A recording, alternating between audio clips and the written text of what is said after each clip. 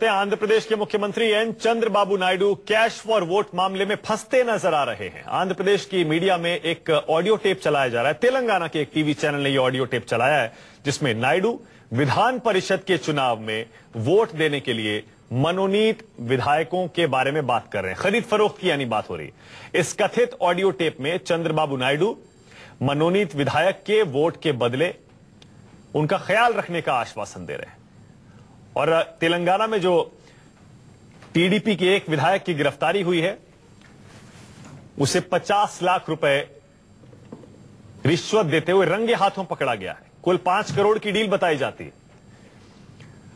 और टीडीपी के विधायक जब इस मनोनीत विधायक को खरीदने की कोशिश कर रहे थे, बार बार बॉस का नाम ले रहे थे, जिससे संकेत यही मिल रहा है, शक ये हो रहा है कि चंद्रबाबू नायडू के कहने पर ही तेलंगाना के विधान परिषद चुनाव में इस मनोनीत विधायक को खरीदने की कोशिश की जा रही है। 6 सीटों के लिए तेलंगाना में विधान परिषद के चुनाव हुए हैं और उसी में अब आरोप यह है कि चंद्रबाबू नायडू ने एक मनोनीत विधायक को खरीदने की कोशिश की अपने ही एक एमएलए के जरिए। 40 सेकंड का यह ऑडियो टेप है जिसे तेलंगाना के एक टीवी चैनल पर चलाया गया है।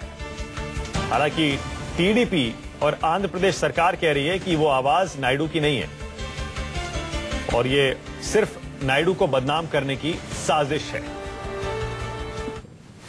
अब ये मामला न सिर्फ राज्यपाल तक पहुंच चुका है बल्कि दिल्ली तक आ गया है। तो देखा आपने, आंध्र प्रदेश सरकार की तरफ से साफ कहा जा रहा है कि सिर्फ चंद्रबाबू नायडू को बदनाम करने की साजिश है। केजे श्रीवत्सन और जानकारी देंगे। श्रीवत्सन, ऐसा लग रहा है कि अब आमने सामने की लड़ाई शुरू हो गई है केसीआर में और नायडू में। जी बिल्कुल, देखिए शुरू से ही इन दोनों की नहीं बनती थी, क्योंकि चंद्रबाबू केसीआर को लगता है या तेलंगाना के जो लोग हैं, नेता हैं, उनको ये लगता है कि चंद्रबाबू नायडू ऐसे नेता थे जो कि तेलंगाना के 1 साल पहले गठन के खिलाफ थे। अब अलग राज्य बन गए हैं तो बावजूद इसके दोनों अपने अपने राज्य के विकास की बजाय एक दूसरे की टांग खींचने में ही ज्यादा समय आरोप प्रत्यारोप लगाने में ही व्यर्थ करते हैं। ऐसे में जाहिर है कहीं ना कहीं विकास योजना भी रुकती है। लेकिन कैश फॉर वोट मामले के बाद दोनों राज्यों के बीच में एक तरह से बड़ा मनमुटाव सा आ गया है, क्योंकि जो तेलंगाना के गृह मंत्री हैं नायनी नरसिम्हा रेड्डी, उन्होंने साफ कर दिया है कि चंद्रबाबू नायडू की इस पूरे मामले में बड़ी भूमिका थी और उनके जो जिस टेप की बात कर रहे हैं उस टेप को सैंपल को फॉरेंसिक लैब भेजा जाएगा ताकि इस बात का पता लगाया जा सके कि कहीं ये चंद्रबाबू की आवाज तो नहीं है। यदि चंद्रबाबू नायडू की आवाज होगी तो उनके खिलाफ तेलंगाना सरकार तत्काल एफआईआर फाइल करेगी और उन्हें भी इस पूरे मामले में एक अभियुक्त आरोपी बनाएगी। ठीक है, शिवसेना हमारे साथ ही रहिए। नायडू का कथित ऑडियो टेप सामने आने के बाद आंध्र प्रदेश में तेलंगाना के सीएम के चंद्रशेखर राव के फर्जी दस्तावेज मामले में भी केस दर्ज हो गया है। जैसा हम कह रहे थे, दोनों सरकारें, दोनों राज्य, दोनों सीएम आमने सामने आ गए। चंद्रशेखर राव के खिलाफ यह केस विशाखापट्टनम में दर्ज करवाया गया है। एनवीवी प्रसाद नाम के शख्स ने राव के खिलाफ आईपीसी की कई धाराओं के तहत ये केस दर्ज करवा दिया है।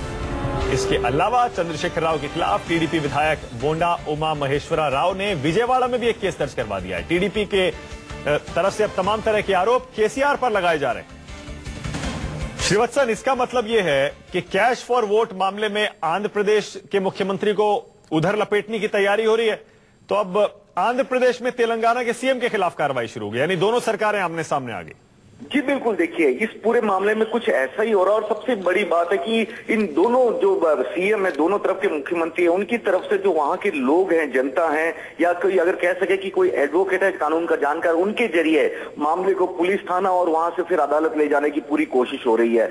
यानी कि आम जनता को भी इस पूरे मामले से कहीं ना कहीं जोड़ा जा रहा है और इस बात को बताया जा रहा है कि इस तरह से जो पड़ोसी राज्य के मुख्यमंत्री उनके मुख्यमंत्री के साथ कर रहे हैं, इससे पूरी जनता को ये बदनाम करने की कोशिश की जा रही है, सस्ती लोकप्रियता हासिल करने की कोशिश की जा रही है। ठीक है, लेकिन साफ हो गया ये लड़ाई अब आंध्र प्रदेश और तेलंगाना की बनती जा रही है, दोनों सरकारों की बनती जा रही है, दोनों मुख्यमंत्रियों की बनती जा रही है।